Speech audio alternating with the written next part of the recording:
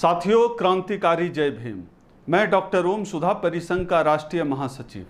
साथियों, हम सब लोग देख रहे हैं कि आज बहुजन समाज किस दौर से गुजर रहा है। सरकार किस तरह से बहुजनों के हक अधिकार पर हमले कर रही है, किस तरह से हमारे हक अधिकार छीने जाने की कोशिश कर रही है। ऐसे समय में जब हम किसी दिन सुनते हैं कि भेल बिक रहा है, तो अगले दिन सुनते हैं सेल बिक रहा है, कभी रेल बिक रहा है, कभी हवाई जहाज बिक रहा है। न केवल हानि में चलने वाले उपक्रम तो छोड़ दीजिए, तमाम सरकारी उपक्रम जो लाभ में चल रहे हैं, जो सरकारी नौकरियां दे रहे हैं, वो तमाम सरकारी उपक्रम अब खतरे में हैं। सबको सरकार ने लगभग बेच दिया है, चाहे LIC हो, BSNL हो, MTNL हो, हर सरकारी उपक्रम को सरकार ने लगभग बेच दिया है। ऐसे समय में जबकि सरकार आरक्षण खत्म करने के लिए सिर्फ यह कर रही है, और आरक्षण खत्म करने के लिए इसके अलावा आप देखिए सीधी तरीके से कई जगह भर्तियां रोक दी गई है। रेलवे में आधे से ज़्यादा पद समाप्त हो गए हैं। साथ ही साथ सरकार के इस पूरे खेल में तमाम एजेंसियां भी शामिल हैं, न केवल मीडिया, जिसको हम लोग कथित रूप से लोकतंत्र का चौथा खंभा कहते हैं, वो इस खेल में शामिल है। क्योंकि मैं इसलिए कह रहा हूं, आज देखिए इतनी कंपनियां बिक रही है, किसी टीवी चैनल पर कोई खबर आपको दिखती है? किसी अखबार में इस पर कोई खबर है क्या? बल्कि सुप्रीम कोर्ट तक की साजिश में शामिल है। लेकिन जब यह सब कुछ हो रहा है तो उन बहुजन नेताओं के बारे में भी सोचिए जिनको आपने इस लड़ाई को लड़ने के लिए संसद विधानसभाओं में भेजा, अपने वोट की ताकत से सरकार बनाई और 1-1.5 दशक तक उन्होंने रूल तो किया, पर क्या आपके हक अधिकार के लिए लड़े?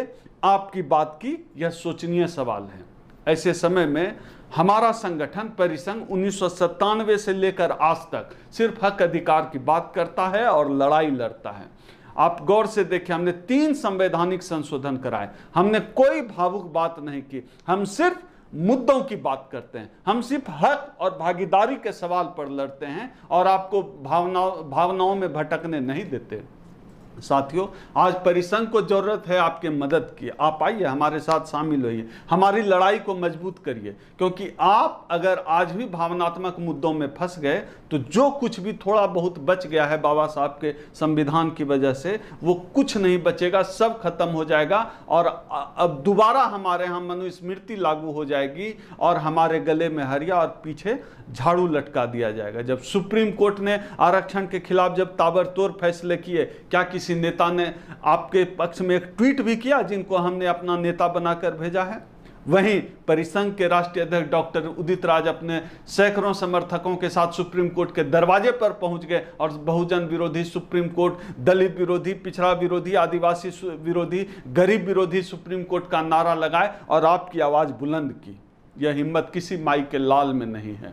और मैं इसलिए कह रहा हूं क्योंकि जब सच कहा जाता है इस देश में, तो उसकी कीमत चुकानी पड़ती है।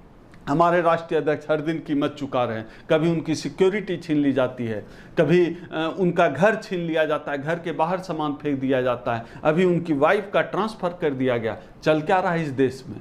ये ऐसा करने की हिम्मत सत्ता में बैठे मनुवादी लोग इसलिए करते हैं क्योंकि आप लड़ नहीं पाते, आप बोल नहीं रहे हैं, आप हमें मजबूत नहीं कर रहे हैं। मैं आप तमाम लोगों से अपील करता हूं, तमाम बहुजन भाइयों से अपील करता हूं, अपना हक, अधिकार और भागीदारी के लिए परिसंघ को मजबूत करिए। आप हमसे संपर्क करने के लिए हमारे नीचे स्क्रॉल कर रहे नंबर पर आप सीधे हमसे संपर्क कर सकते हैं, हमारे फेसबुक पेज से जुड़ सकते हैं, हमारे ट्विटर अकाउंट से जुड़ सकते हैं। आप तमाम साथियों को इसी अपील के साथ क्रांतिकारी जय भीम।